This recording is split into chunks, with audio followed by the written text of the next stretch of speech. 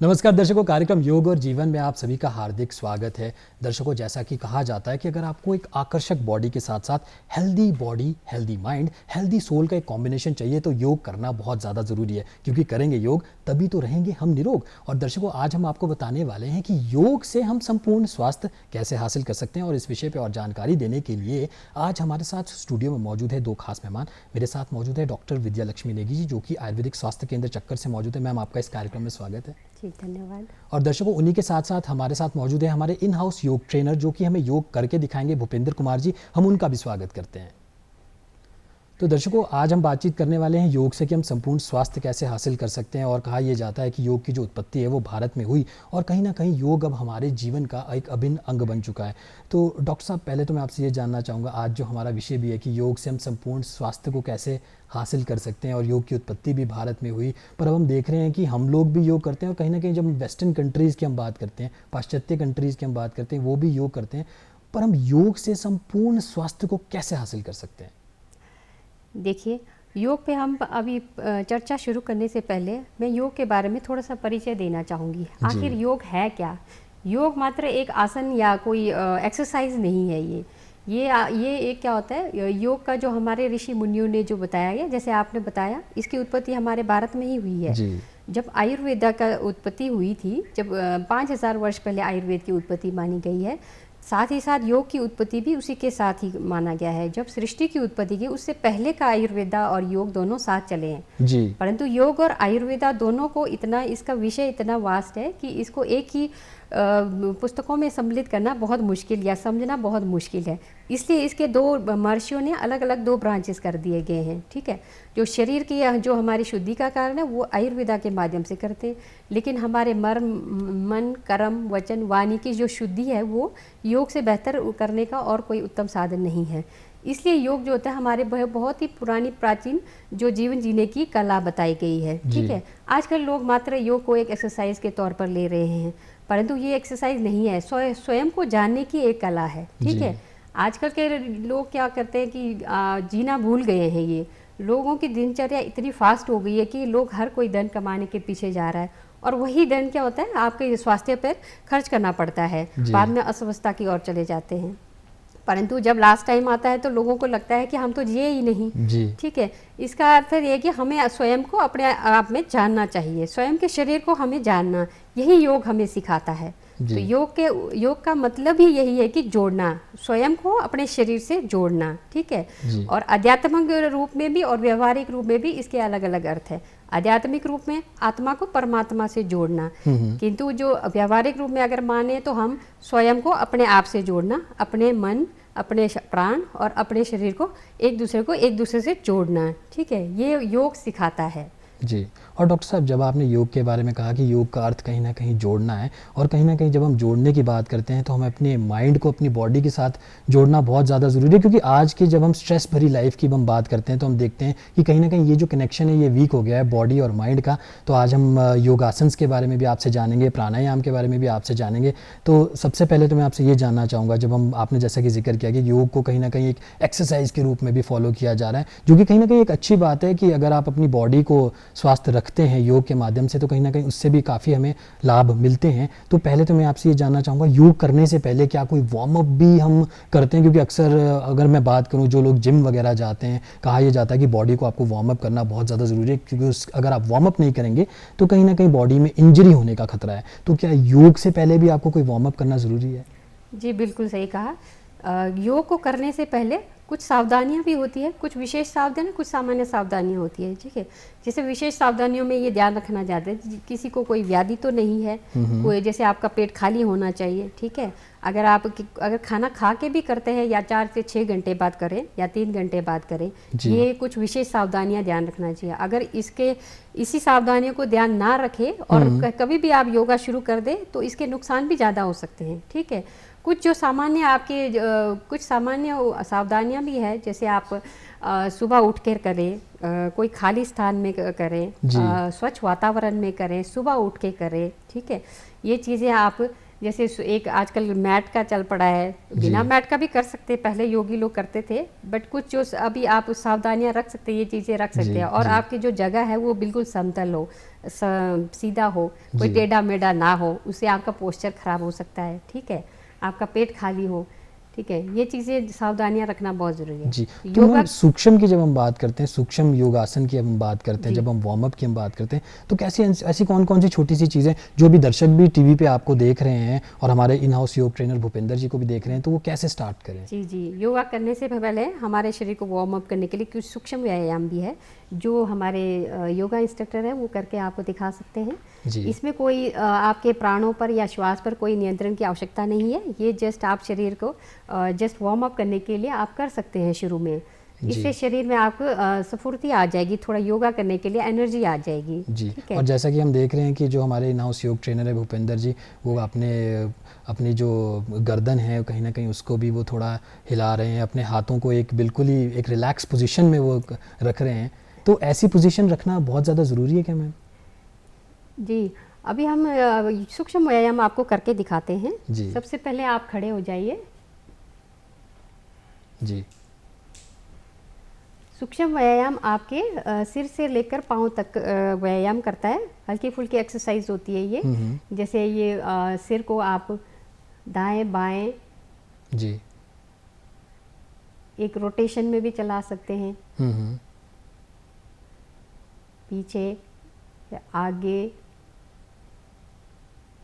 फिर दाएं की तरफ घुमाते हुए, पीछे घुमाते हुए, फिर बाएं,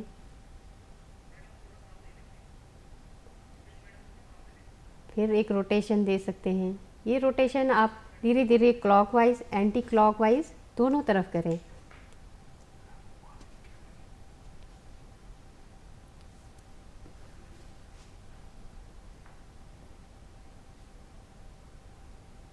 और मैम इससे फ़ायदा क्या है? ये क्या खाली नेक की ही इससे एक्सरसाइज हो रही है? नहीं, धीरे धीरे अब नेक्स्ट लेवल पे आ रहे हैं आपके कंधों की। तो ये स्कंध चालन होता है, धीरे धीरे हाथों को ये जैसा कर रहे हैं सेम वैसा ही करना पड़ता है। कुछ लोग इसमें गलत तरीके से भी करते हैं, हल्के फुल्के, जैसे ये कर रहे हैं, अपनी कोहनियों को एक दूसरे से आपने टच करना है। हर आसन जब भी आप कोई भी एक्सरसाइज करें उसको क्लॉक या एंटी क्लॉकवाइज दोनों तरफ घुमा के करें। जी जी, और मैम इससे क्या फ़ायदा है? जैसा कि हमने देखा भी कि पहले आपने नेक से स्टार्ट किया, फिर आप शोल्डर पे आए, तो इससे क्या बॉडी लूजन अप होती है या कहीं ना कहीं इंजरी से हम बचते हैं? बिल्कुल, जैसे हमारे शरीर में एक अकड़न पैदा होती है जब हम सो के उठते हैं या एक सुस्ती रहती है, वो आप इनसे एक्सरसाइज सूक्ष्म व्यायाम से आप खोल सकते हैं। फिर उसके बाद हम आसनों की ओर जा सकते हैं। जी, और मैम ये जब हम सूक्ष्म व्यायाम की जब हम बात करते हैं या वार्म अप अगर हम इस सिंपल भाषा में कहें, तो ये हमें योगासन करने से पहले मतलब कितने मिनट आपको करना चाहिए, कितनी रेपिटेशंस इसकी होनी चाहिए? यही क्या, हर आसन आपने एक क्लॉकवाइज एक एंटी क्लॉकवाइज, वो अपनी जितनी आपकी क्षमता है उसके अकॉर्डिंग करें। जो एक स्वस्थ यंग आदमी है वो कुछ ज़्यादा भी कर सकता है, ठीक है, 2-3 मिनट ज़्यादा भी कर सकता है, परंतु जो वृद्ध लोग हैं वो थोड़ा सा कम करें, अपनी क्षमता अनुसार ही करें। जी, उसके पश्चात कटी चालन करते हैं हम। जी, और डॉक्टर साहब जब हम बात करते हैं योगासन की, और अभी सुबह सुबह का समय है, बहुत सारे ऐसे लोग हैं जो अभी कोई मॉर्निंग वॉक से आ रहा है और कोई हमारे प्रोग्राम को देख के आपके साथ साथ योग भी कर रहे होंगे, तो पहला योगासन आप हमारे दर्शकों को क्या बताने वाले हैं जो सुबह सुबह वो कर सकते हैं? सुबह सुबह योगासन करने से पहले हम सबसे पहले सूर्य नमस्कार करेंगे। जी जी, सूर्य नमस्कार किस प्रकार से किया जाता है और इसका क्या लाभ है? सूर्य नमस्कार में 12 आसन शामिल हैं। ये एक वार्म अप टाइप भी हो जाता है, ठीक है, जैसे किसी ने सूक्ष्म व्यायाम से नहीं, अगर सूर्य नमस्कार से शुरू करना है तो वो कर सकता है।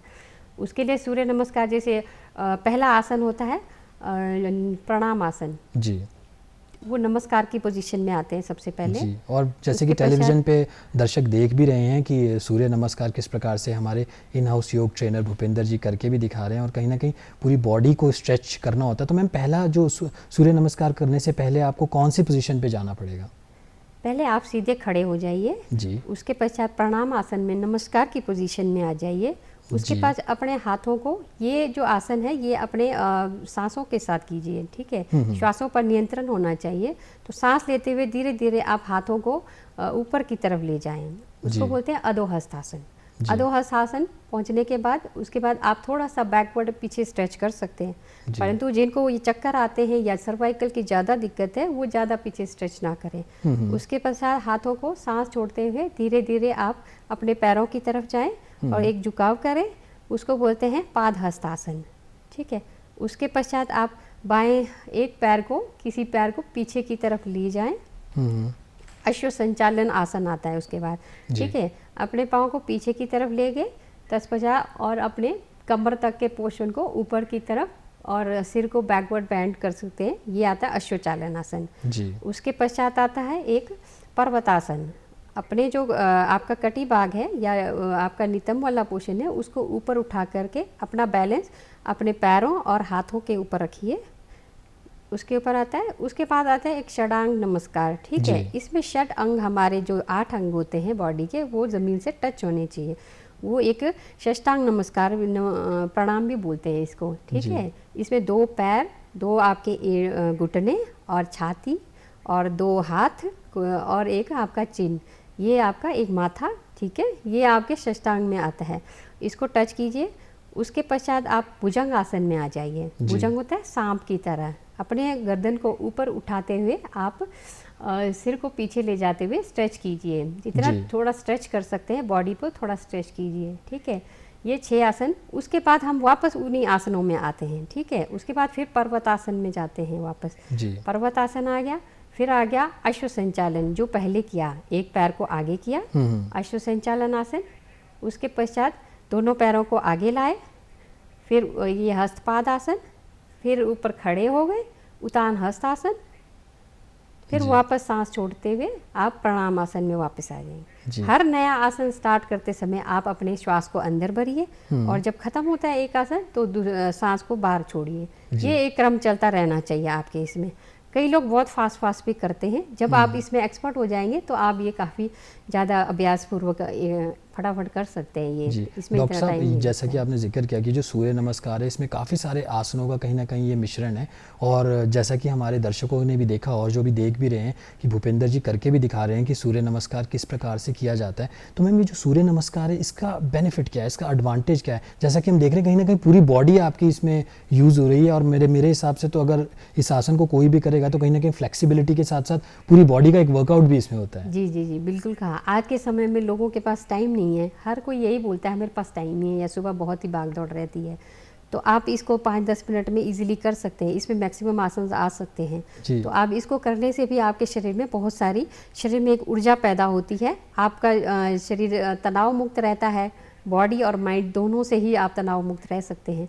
इसमें हर बॉडी पार्ट स्ट्रेच होता है, इसलिए हर बॉडी अंग में, आपके अंगों में इसका आप परिवर्तन देख सकते हैं, इसका लाभ देख सकते हैं। जी। तो मैम, जो बिगिनर्स हैं, जो अभी आपको देख रहे होंगे, जिनको सूर्य नमस्कार नहीं करना आता और कहीं ना कहीं वो भूपेंद्र जी को देख के सूर्य नमस्कार कर रहे हैं, तो शुरुआत में कितने आपको इसके रेपिटेशंस करने चाहिए और क्या सावधानियां आपको बरतनी चाहिए सूर्य नमस्कार करते हुए? जी, बिल्कुल सही कहा। कोई भी अपनी क्षमता से अधिक ना करें। मेरा ये कहना है कि एक ही दिन में ये ना करें कि मैंने आज ही इतना करना है, ये ना करें।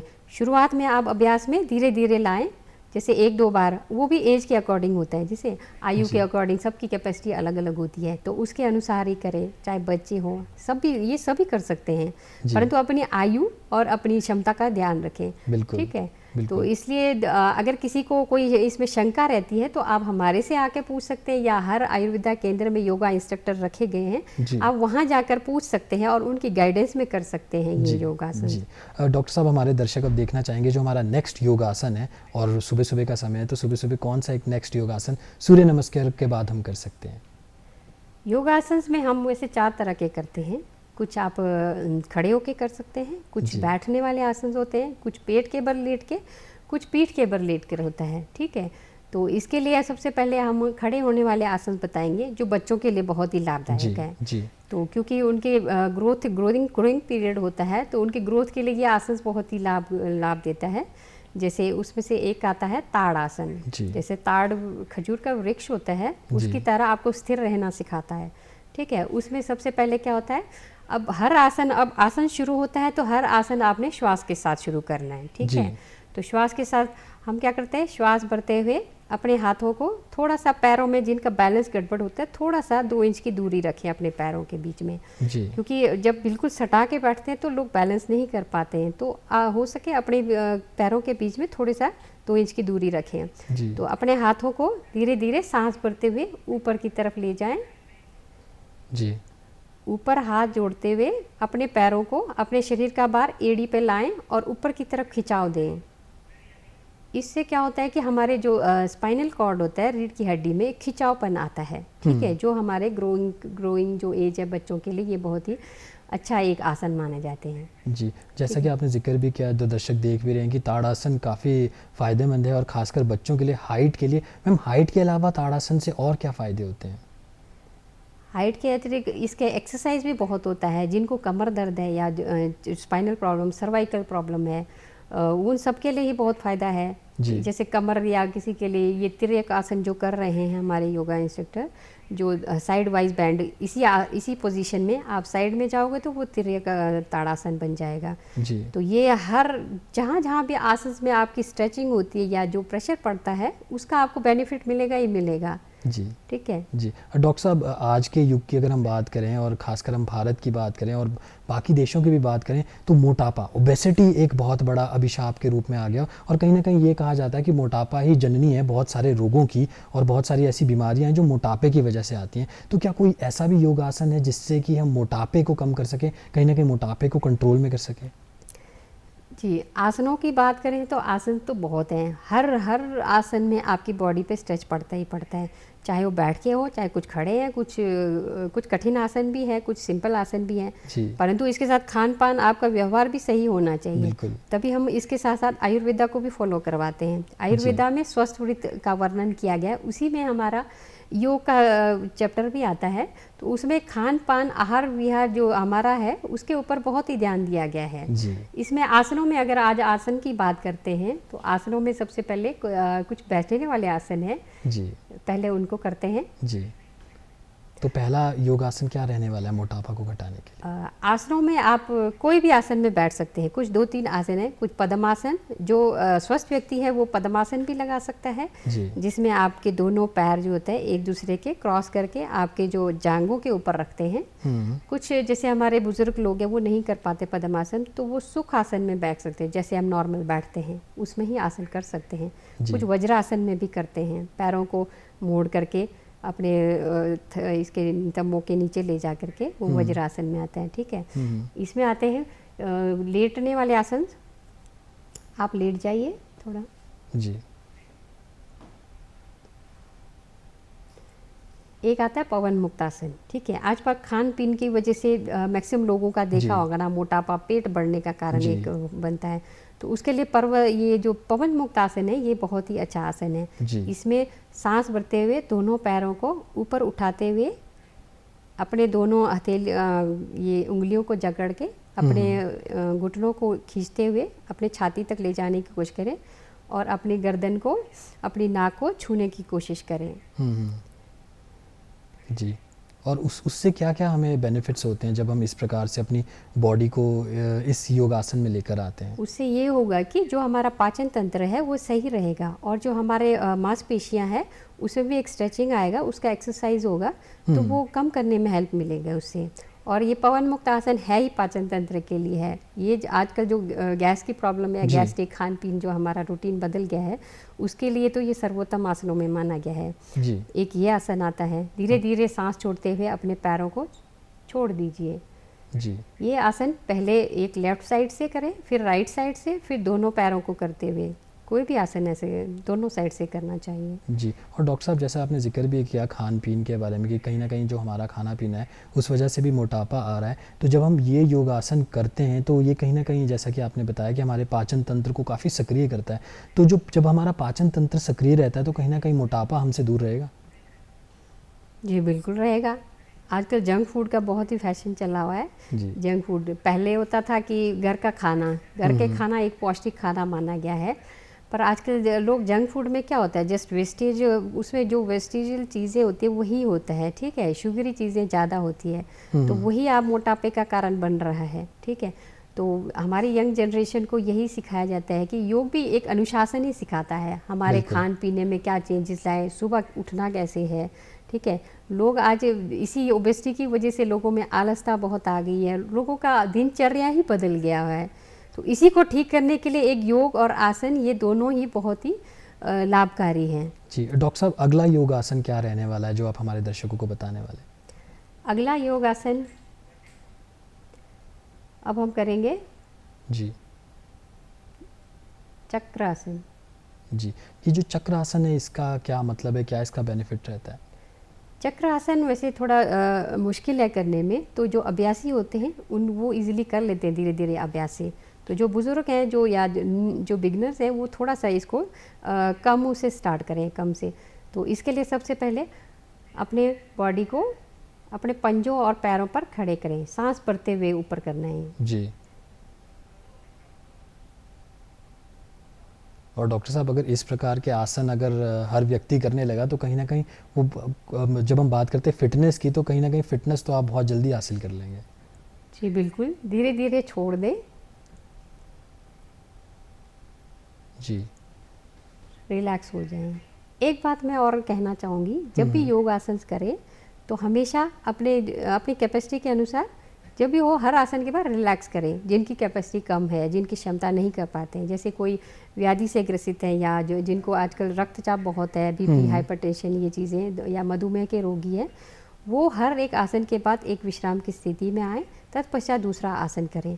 कोई भी ये टारगेट ना रखें कि मैंने आज ही ठीक होना है या आज ही मोटापा कम करना है। जी। तो और डॉक्टर साहब, मैं ये भी जानना चाहूँगा, कई ऐसे व्यक्ति भी हैं जिनको कोई ना कोई क्रॉनिक एलिमेंट्स है, किसी को आर्थराइटिस की दिक्कत भी है, कई लोग नीचे नहीं बैठ सकते, तो क्या वो कुर्सी पे बैठ के भी, जो आपने भी काफ़ी सारे योगासन बताए जो कि आप सिटिंग पोस्चर में कर सकते हैं, क्या वो कुर्सी पे बैठ के भी कर सकते हैं? जी बिल्कुल कर सकते हैं। जो नहीं कर सकते, इसलिए मैं कह रही हूँ कि योगा इंस्ट्रक्टर या किसी की गाइडेंस में ही करें। वो सिखाते हैं आपको कि कौन सा आसन कितने अपनी क्षमता के अनुसार करें, क्योंकि हर किसी को लगता है जो मैं ये कर सकता है तो मैं भी कर सकता हूँ, ठीक है। आजकल वीडियोस या यूट्यूब में देख के लोग करते हैं, परंतु उनकी क्षमता और हमारी क्षमता में बहुत फ़र्क है, ठीक है। इसलिए आप पहले किसी की गाइडेंस में करें तो ज़्यादा अच्छा है। तो आप चाहे बुजुर्ग लोग हैं वो सिटिंग पोस्चर में कर सकते हैं, जो लेटने वाले आसन हैं, अगर पैर नहीं उठता है, ठीक है, तो आप किसी दीवार का सहारा लेके कर सकते हैं। जी जी। और डॉक्टर साहब, अब मैं आपका ध्यान ले जाना चाहूँगा प्राणायाम की ओर, क्योंकि कहा यह जाता है कि योगासन के साथ अगर आप प्राणायाम करें तो कहीं ना कहीं प्राणायाम भी बहुत बेनिफिशियल होते हैं आपकी बॉडी के लिए, कहीं ना कहीं आपकी इनर बॉडी को क्लीन करने के लिए और कहीं ना कहीं बीमारियों से दूर रखने के लिए। और जैसा कि जब हम बात करते हैं स्वास्थ्य की, तो कहीं ना कहीं प्राणायाम स्वास्थ्य का पर्यायवाची बन के सामने आता है। तो आज आप कौन सा प्राणायाम हमारे दर्शकों को बताने वाले हैं?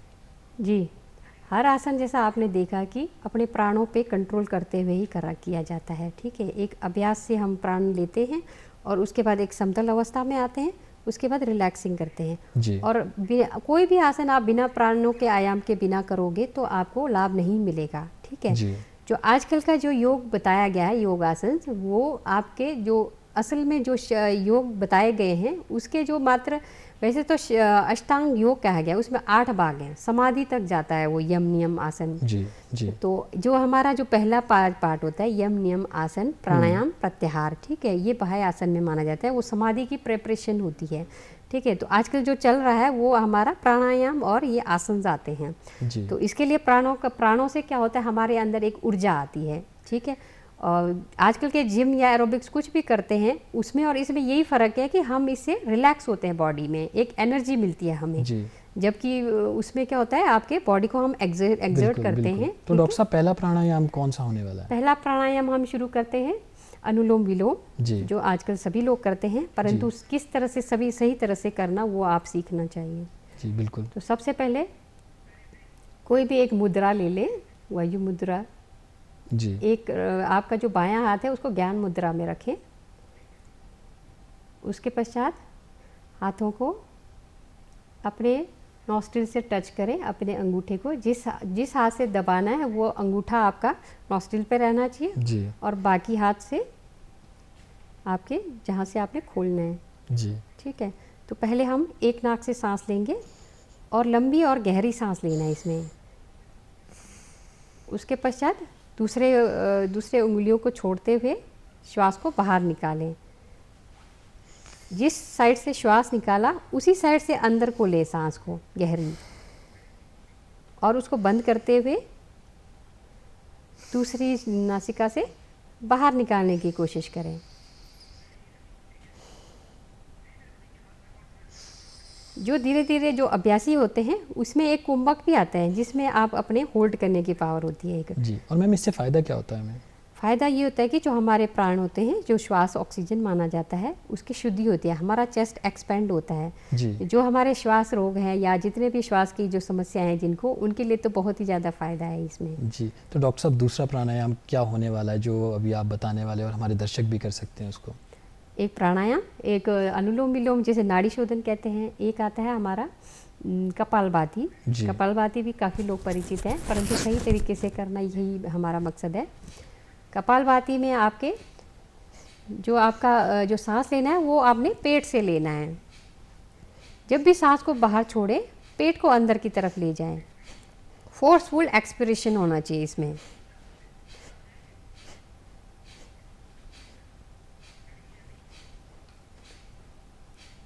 जी देख सकते हैं जैसे ये कर रहे हैं, हमारे सांसों को बाहर जाते हुए फोर्सफुल एक्सपिरेशन।